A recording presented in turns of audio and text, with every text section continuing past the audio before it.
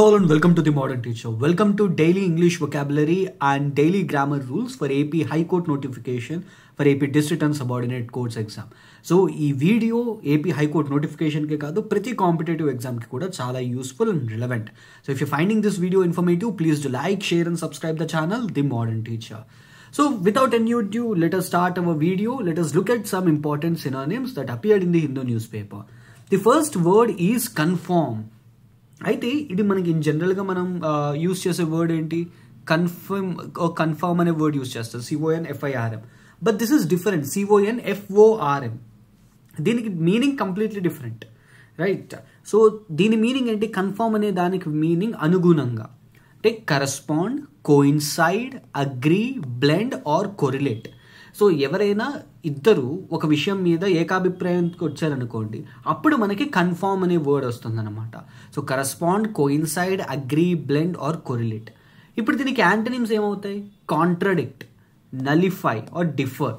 అంటే ఇద్దరికి భేదాభిప్రాయాలు వచ్చారనుకోండి, అప్పుడు మనం contradict or nullify or differ అనే వర్డ్స్ యూజ్ చేస్తాం.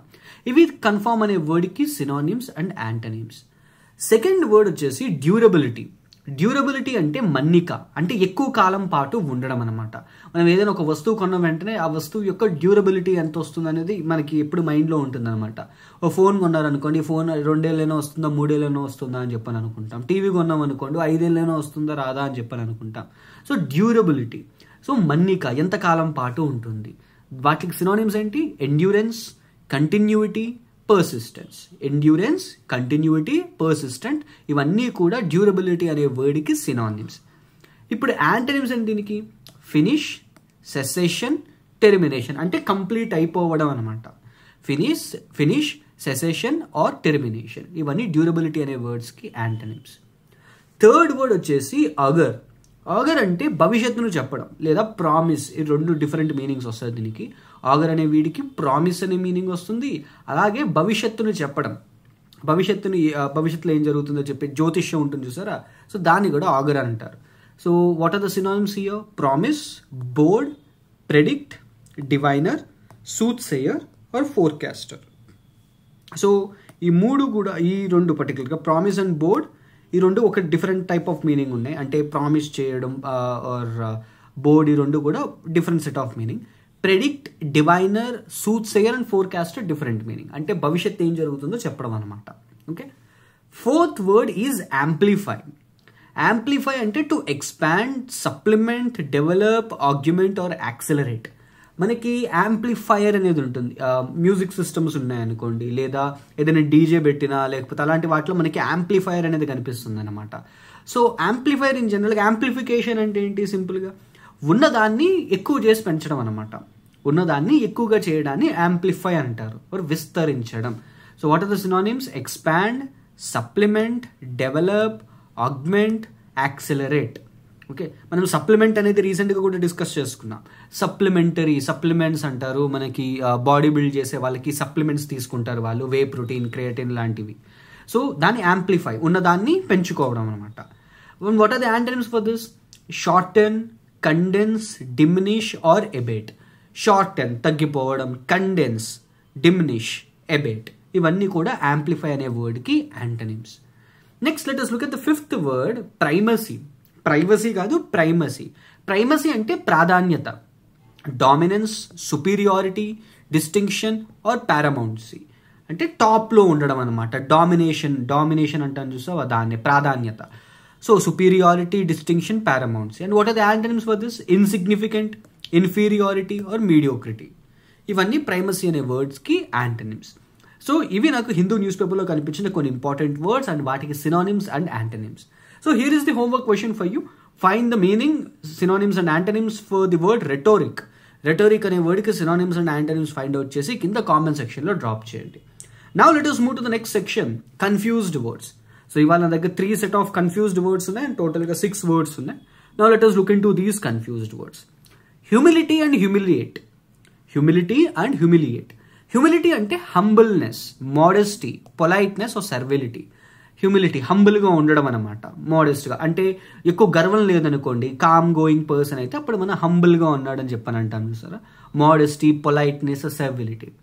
హ్యూమిలియేట్ అంటే ఇన్సల్ట్ చేయడం, హ్యూమిలియేషన్, ఇన్సల్ట్, ఎంబారెస్, డిగ్రేడ్. ఒకళ్ళు తక్కువ చేసి మాట్లాడితే అప్పుడు దాన్ని హ్యూమిలియేట్ అంటారు.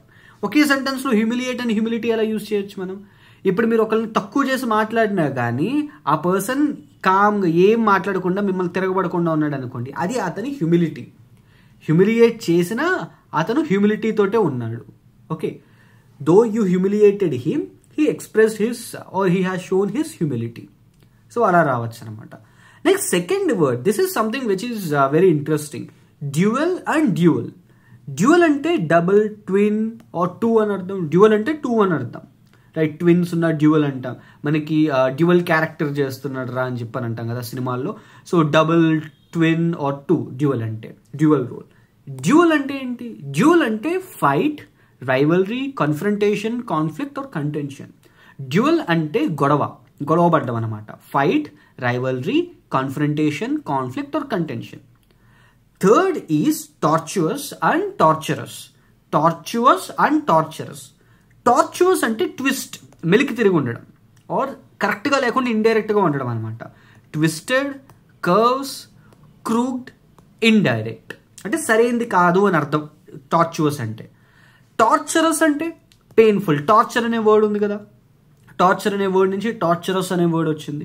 సో టార్చర్ పెట్టడం అనమాట. Painful, harsh, cruel, agonizing, grievous. So ఇవి టార్చరస్ అనే వర్డ్కి synonyms, right? So tortuous and torturous are different, dual and duel are different, humility and humiliate are different. So ఇవి ఇవాల్టి 6 confused words. Now let us move to the most important thing, the grammar rules. ఇవాళ మనం 6th rule discuss చేసుకుందాం. And this rule is very much important. When plural nouns explain specific amount, sum, distance, quantity, time, period as a whole, the verb should be singular. ఒక example చూపిస్తాను. Example తోటి మీకే clarity వస్తుంది. First example చూద్దాం. ఇందులో 10 kilometers not a long distance for a trained runner. ఇప్పుడు ఇక్కడ ఏం చెప్తున్నాం మనం? అమౌంట్ గురించి అయినా కానీ, సమ్ గురించి అయినా, డిస్టెన్స్ అయినా, క్వాంటిటీ అయినా, టైం అయినా, పీరియడ్ అయినా, ఒక హోల్ వర్బ్ దీని తర్వాత వచ్చే వర్బ్ ఏదైతే ఉంటుందో ఆ వర్బ్ ఎప్పుడు కూడా సింగులర్గా ఉంటుంది. ఇప్పుడు ఇక్కడ కిలోమీటర్స్, రైట్? ఒక అమౌంట్ ఆఫ్ కిలోమీటర్స్, డిస్టెన్స్ని చెప్తున్నాం ఇక్కడ మనం.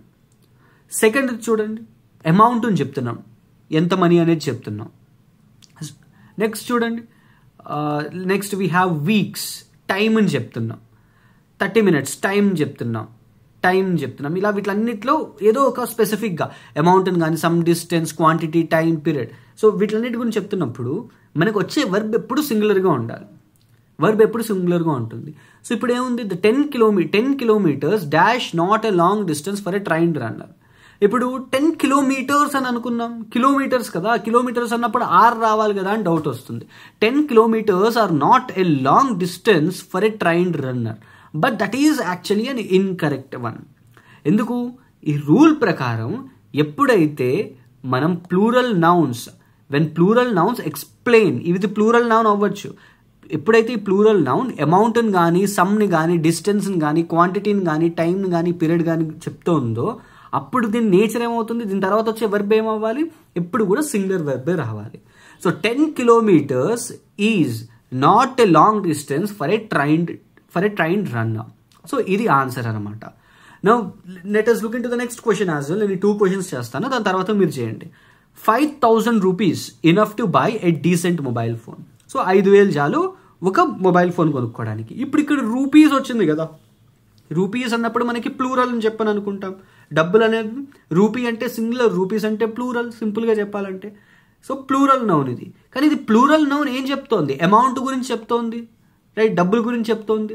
అప్పుడు ఏం రావాలి? 5,000 rupees is enough to buy a decent mobile phone. Are రాదు, 5,000 rupees ఆర్ అని రాదు, 5,000 rupees is enough to buy a decent mobile phone. So ఇలా వస్తుంది అనమాట. నా let us look at the other. So third దానికి, fourth and fifth I'm pausing here for 5 seconds. So ఒక screen shot తీసుకోండి, లేదా just you can pause it and you can answer these in the comment section. Next 6, 7 and 8 here. So same rule, వీటన్నిటికీ కూడా same rule applicable అవుతుంది. And ఆ rule బట్టి మీరు answer కింద కామెంట్ సెక్షన్లో డ్రాప్ చేయండి. 9 and 10 here.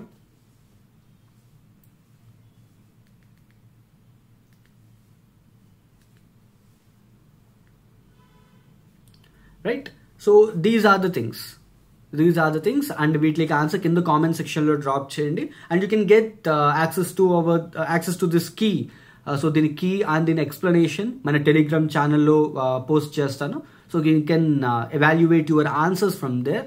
And if you having any other doubts related to this particular rule or వర్డ్స్కి సంబంధించినటువంటి డౌట్స్ ఉన్నా కానీ మన బ్రాడ్కాస్ట్ ఛానల్ ఉంది టెలిగ్రామ్లో, దాంట్లో మీరు మీ డౌట్ని ఎక్స్ప్రెస్ చేసుకోవచ్చు. అండ్ మీకు ప్రిపరేషన్ రిలేటెడ్ అయినా లేకపోతే ఇన్ జనరల్ డౌట్స్ ఏమున్నా కానీ అందులో నేను క్లారిఫై చేయడానికి ట్రై చేస్తాను. So signing off your model teacher.